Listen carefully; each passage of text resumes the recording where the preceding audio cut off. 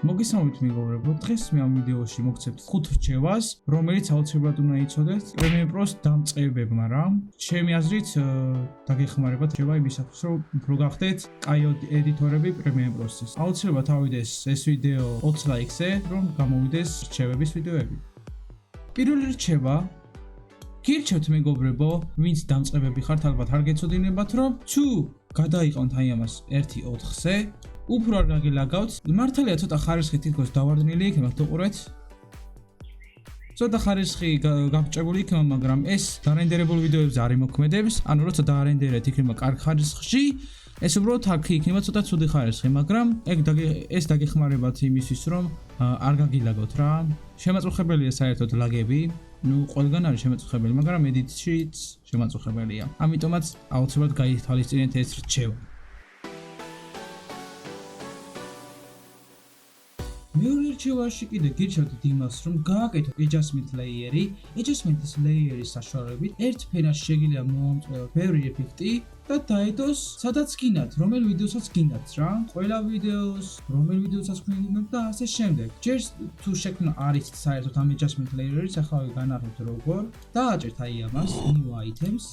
მერე დააჭერთ აი ამას adjustment layers და აქ აირჩიეთ 60 time base-ში და okay. მერე აქ ჩააგდებთ, აი ესე გაწელავთ და დავადოთ ახლა ეფექტი რაიმე. მაგალითად crop-ის ეფექტი, ეს ძალიან კაი ეფექტი არის სინემატიკური ვიდეო თუ უნდა გააკეთოთ, ეს დაგჭირდებათ და მოდი ვიდეოს შევცვალოთ ფერი.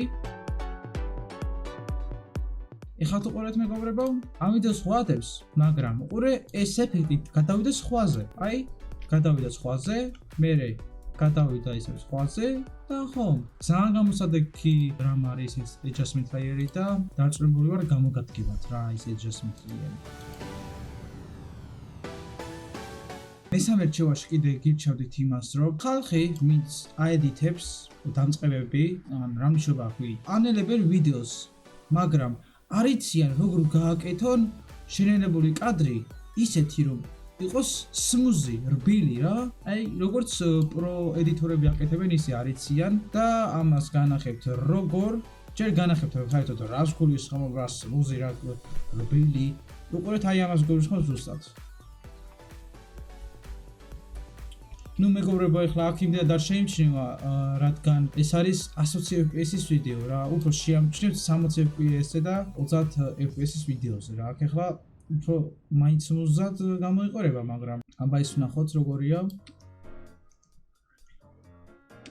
ხო, და როცა აკეთებთ smooth slow motion-ს, ჯერ საერთოდ გეტყვით როგორ უნდა გააკეთოთ.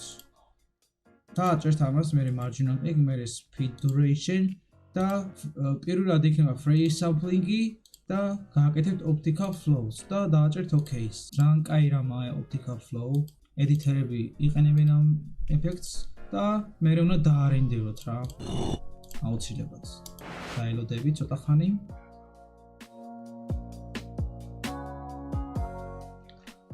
გემ მეგობრებო, უფრო smooth-ი არის. ალბათ ამეთანხმებით, იმდენად განსხვავება არ არის ამასა და ამას შორის, იმიტომ რომ ორივე 120 FPS-ში არის გადაღებული და მაინც smooth-ი იქნებოდა. მაგრამ თუ თქვენ იღებთ 60 FPS-ში, ან უფრო ნაკლებში, უფრო დიდი განსხვავება იქნება რა და ძალიან გამოგადგებათ, დარწმუნებული ვარ. ამიტომაც ეს რჩევაც გაითვალისწინეთ.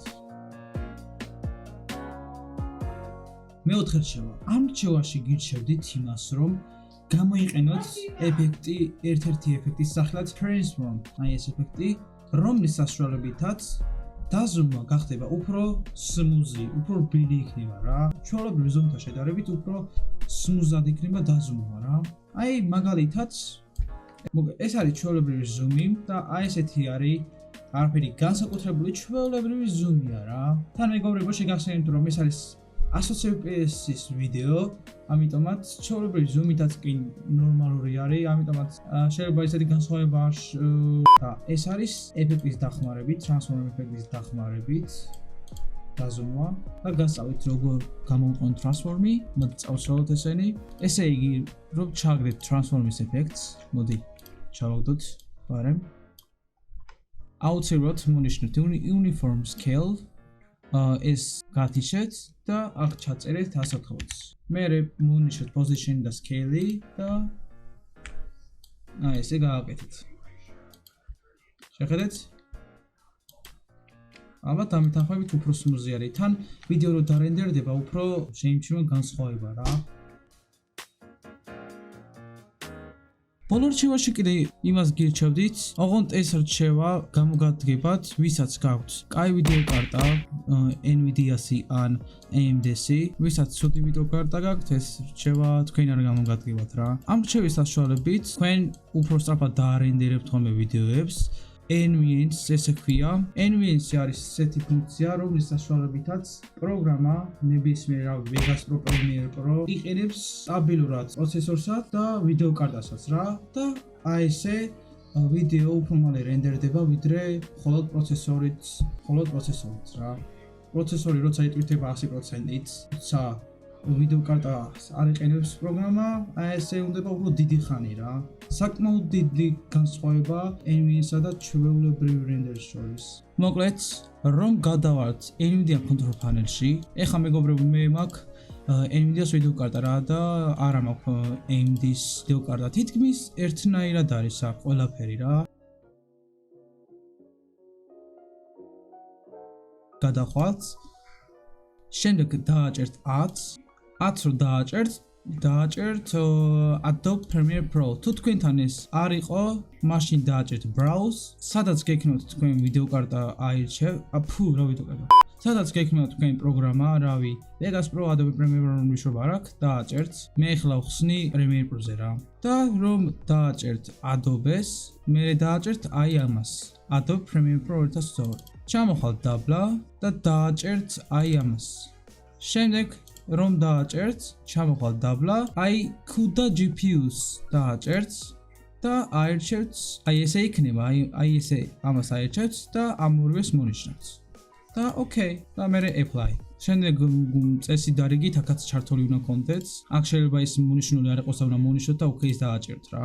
შემდეგ პროგრამაში გადავხვალთ Adobe Premiere Pro-ში, ესეც ჩაერთო, მე დააჭერთ new project. და აი რენდერერში მონიშნავთ Mercury Playback Engine GPU Acceleration CUDA. და დააჭერთ რაიმე სახელს, არ ვიცი მიშობა აქ. შემდეგ რამე ვიდეოს ჩავაგდებ ერთი წუთით. აი ეს არის 11 წამიანი ვიდეო. ეხლა ჯერ დავამონტაჟებ ჩვეულებრივი რენდერით რა, არანაირი CUDA არაფერი. ერთი წუთით. და განახებთ რამხელა განსხვავება CUDA-სა და ჩვეულებრივ რენდერერს შორის. დავადოთ აი რამის სახელს. ეს.